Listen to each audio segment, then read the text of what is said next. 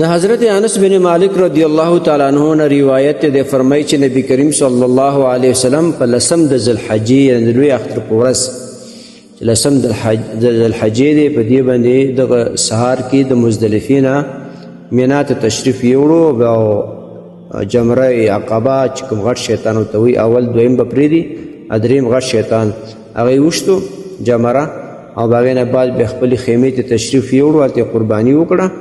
او هغې نه بعد یې نهي راوښتو او هغه ته یې ښي طرف سر وړاندې که هغه یې ویښتان ترې نه قینچي کړ او بیا چپ طرف ته هغه هم قینچي کړ، یعنې او چې کوم ښي طرف قینچي کړ هغه یې بوطلحان سواري رضی الله عنه راوښتو هغه ته یې ورکړ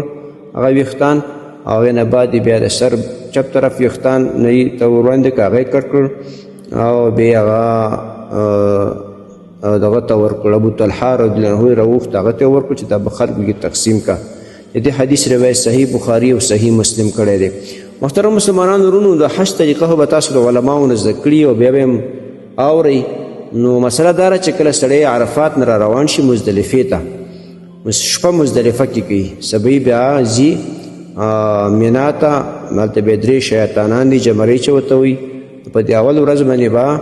اولنی دویم به پرېږدي، دریم شیطان به ولي جمره عقبه چې ورته وایي غټ شیطان ورته موږ تاسو پښتانه وایو، نو هغه به ولي، هغې نه بعد به ځي قرباني کوي، قرباني نه بعد بیا سر خروي. نو سر خرولو کې حدیث کې به راشي انشاءالله یو حلق دی خرول دی دا افضل دی، او دویم چې دی بیا